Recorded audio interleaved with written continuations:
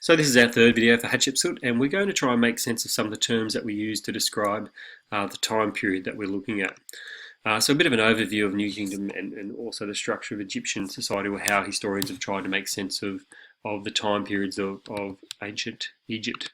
So let's have a look at this image here, and I'll get rid of myself so we can see a little bit better, and we'll try and draw some little images on here to make sense of the terms we're looking at. So when we talk about ancient Egyptian history, we really talk about three main periods, or that's what most scholars sort of focus on and most people focus on. The Old Kingdom period, the Middle Kingdom period, and the New Kingdom period, which extends down here too. And when we say kingdom, what we're talking about here is that Upper and Lower Egypt are united under one king. So in each of these, Old Kingdom, Middle Kingdom, New Kingdom, Upper and Lower Egypt, so the north of Egypt and the south of Egypt are united together, and there's one king controlling both of those lands. That's the main thing we need to really understand.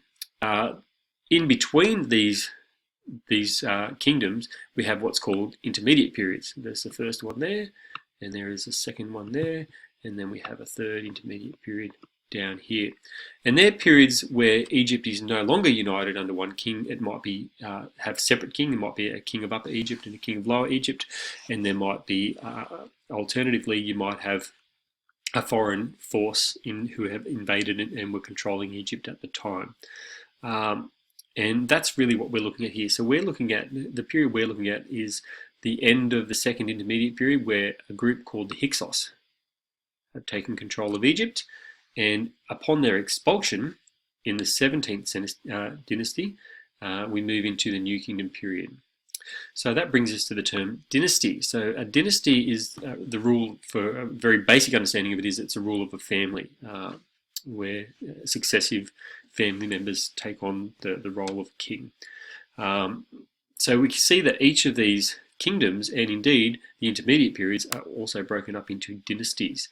And the main thing we really need to know about that is that the dynasty that we're looking at is the 18th dynasty. That's the main thing we really need to know. And that it we see the 17th dynasty just before it. That's where we start seeing the Hyksos expelled. And then at the 18th dynasty, we move into the New Kingdom period. So that's really all we need to know. Those key terms are the kingdom, which is when we have the Upper and Lower Egypt united together. The kingdom we're looking at is the New Kingdom, which follows immediately after the second intermediate period, where the Upper and Lower Egypt weren't united, because we had the Hyksos who were in control there.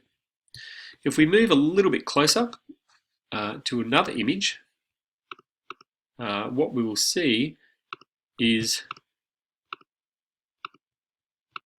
the 18th dynasty here.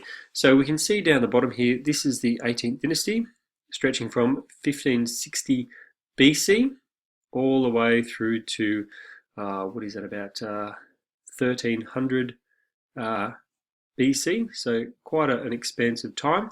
And here are all the kings that have controlled Egypt during this time period. And we can see here the first king of the New Kingdom period is King Ahmose I.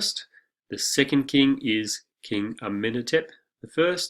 The third king is Hatshepsut's father, Thutmose I. The next king is Hatshepsut's brother, Thutmose II, who she was also married to, as was the custom.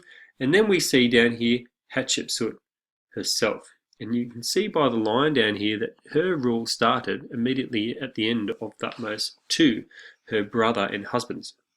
What we also see here is Thutmose III. Okay, his rule starts at the same time.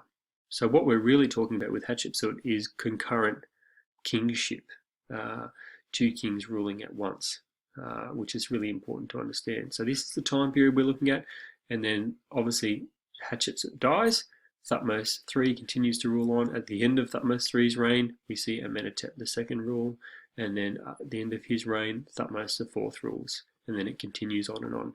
So the key terms to understand dynasty, kingdom, and intermediate period, the Hyksos, and that's about all we really need to understand Egyptian history.